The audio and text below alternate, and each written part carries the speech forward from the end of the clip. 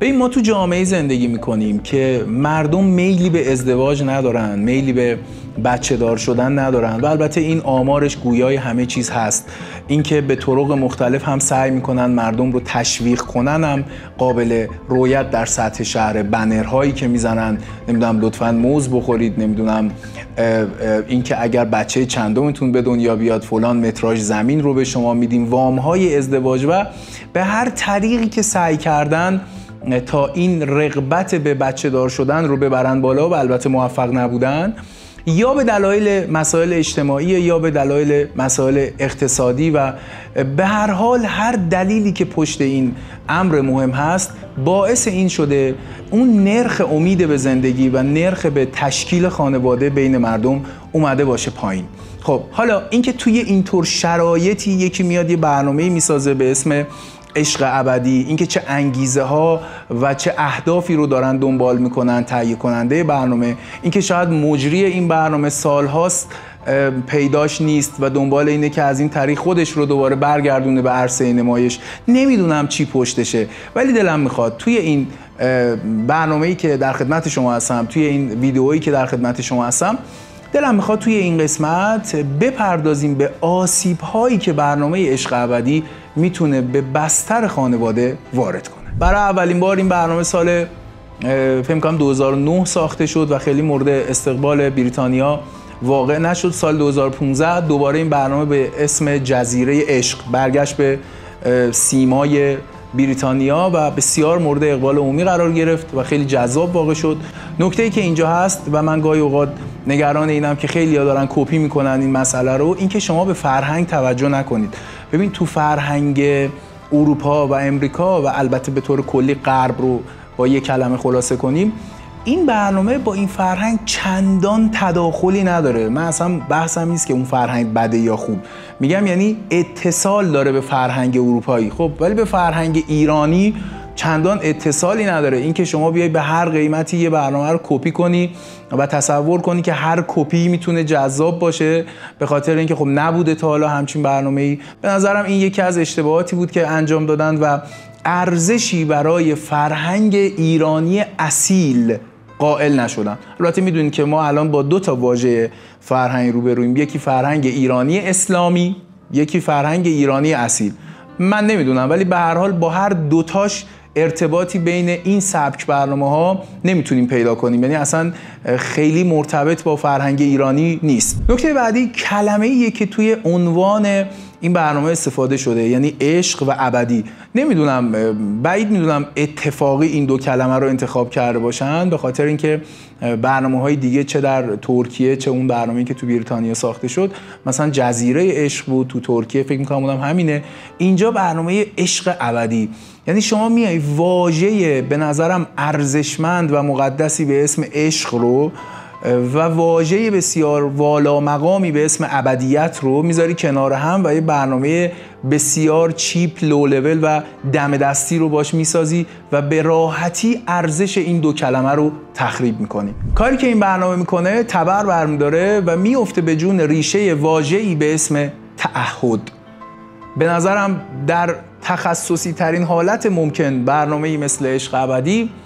میاد و میزنه به ریشه واژه کامیتمنت یا تعهد، اینکه این تفکر رو در مخاطبش ایجاد و القا میکنه که نو که اومد به بازار کهنه میشه دل‌آزار. خب من الان توی این دو قسمت با این پارتنر در ارتباطم، قسمت سوم یه خوشگل‌تر میاد یه بهتر میاد و من الان دلم میخواد با اون در ارتباط باشم به راحتی و آروم آروم این تفکر میتونه در مخاطب و در بیننده نهادینه بشه. یکی دیگه از نکاتی که وقتی برنامه رو میدیدم به ذهنم رسید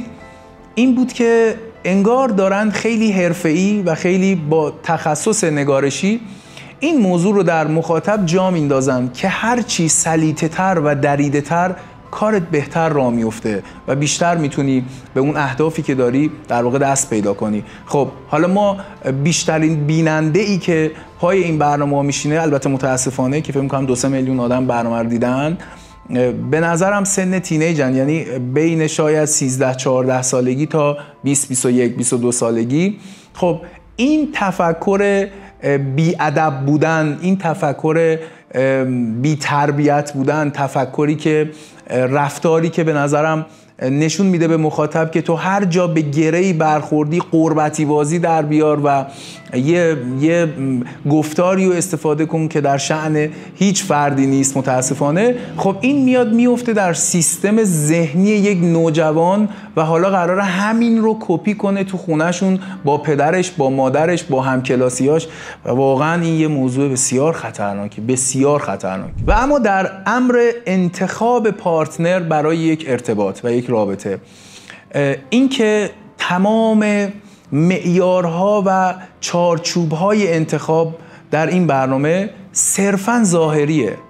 یعنی شما دقت کنین تو برنامه اینطور دارن یک موضوعی رو نهادینه میکنن که سیکس پک خیلی مهمه، قیافه هرچی خوشگلتر بهتر، اندام هرچی خوشگلتر بهتر، زاویه فک، نمیدونم چی، دندون، دماغ، فلان. یعنی اصلا چیزی به اسم معناگرایی رو شما نمیبینین و من باز هم نگران نسل نوجوانی هستم که دارن بر اساس این الگوها یادگیری اتفاق میفته براشون و قرار همین الگو رو در زندگی شخصی خودشون و زندگی واقعی خودشون به عرصه نمایش بذارن. و اما رسیدیم به اون چیزی که خیلی دلم میخواست اصلا کل این برنامه و این قسمت رو راجع به این موضوع بسازمش، این که نکبت اجتماعی حاصل از سوشال مدیا و فضای مجازی که گریبانگیر اکثر جامعه جوانان ماست، یعنی پرفکشنیسم و کمالگرایی که توی این برنامه در قله خودش قرار داره، در کنار خودشیفتگی، یعنی دو اختلال خودشیفتگی و کمالگرایی توی این برنامه به نظرم اصلا محوریت این برنامه است، به راحتی تمام. این که شما میبینین یه نفر ادعا داره که من خیلی آدم خوبیم، خیلی خاصم، خیلی لاکچری ام، شک دارین از مامانم بپرسین، زنگ بزنین از مامانم بپرسین. یا مثلا اون یکی میاد میگه من دایرکتم فلانه، من نمیدونم 1000 تا کامنت دارم، 10000 تا کامنت دارم، ما خاصیم، ما اصلا به ما نمیخوری، اون میگه به اون یکی نمیخوری. یعنی انگار که شما تصور میکنید به عنوان یه بیننده که اینا رو از کجا آوردن انقدر خفنن. یه ذره که از این برنامه میگذری میبینیم اگه اینا چی دارن که خفنن. یعنی اگه پارامترهای ظاهری رو حذف کنیم که در گزینه‌های قبل گفتم، شما چیزی نمیبینی برای اینکه یه نفر خاص باشه، یه نفر دیده بشه، یه نفر ارزشمند تلقی بشه. ولی متاسفانه دو اختلال خودشیفتگی و کمالگرایی بین این افراد باعث میشه که درست تصویری از خودشون تو ذهن خودشون نداشته باشن و یه خودپنداره کاذب تو ذهن خودشون باشه و این که متاسفانه شناخت واقع گرایانه‌ای نسبت به خودشون ندارن و تصور میکنن اون سندروم سیندرلا که ما الان میریم تو شهر همه دارن به ما نگاه میکنن، ما در مرکز توجهیم، ما خیلی خاصیم و این خیلی میتونه خطرناک بشه به خاطر اینکه بچهای 15 16 ساله دارن اینا رو میبینن و از فردا ما این مکافات رو در سطح شهر داریم که تو مگه چی داری که به من بخوره، تو مگه نمیدونم ماشین تو مگه در چه حدیه که به من بخوره. بعضی دیگه از برنامه‌ها من این نکته رو یه پلاس بهش بذارم اضافه کنم به این بحث، یه برنامه تو یوتیوب میدیدم از این داغونتر، یعنی یه عده وای میستن بادکنک دستشونه، اگرچه فکر میکنم حالا بیشتر جنبه فان داره ولی هر فانی هم ارزشمند نیست. این که میپرسن ماشین چیه، به عنوان مثال طرف میگه 207، همه بادکنک ها رو میترکونن، یعنی تو انتخاب ما نیستی. حالا من یه سوال اینجا دارم با اینکه خیلی هم شاید مرتبط با این موضوع نباشه، اینکه یه دونه 207 ساده در شرایط الان سال چیم، الان خرداد 404 1 میلیارده، در کمترین حالت 1 میلیارده. این که من نمیدونم دوستان عزیز دختر خانم های گرامی چه تصوری از پارتنر دارن که با 1 میلیارد 2 میلیارد کم دیده میشه، یه ماشین کم تلقی میشه، اینکه دنبال چی هستن. اگه قراره به این سوالا برسیم میشه همون کمالگراییه، اینکه همه چیز رو بهترینش و گرونترینش رو میخوایم. حالا فقط چیزی که من برام سواله اینه که مگه خودتون کی هستید؟ مگه خود این افرادی که درگیر این لوپ خطرناک شدن خودشون در زندگی واقعی چه پارامتری برای عرضه دارن؟ ببین به عنوان جمع‌بندی چیزی که میتونم بگم اینه که یه ذره انسان باشین. حالا شاید جغرافیاتون تغییر کرده، از ایران رفتین دبی نمیدونم یا ترکیه یا هر جای دیگه، ولی یه ذره انسان باشین، یه ذره دلسوز هموطن و بچه های مردم که تو این شرایط دارن زندگی میکنن، تو این شرایط یه خانواده‌ای که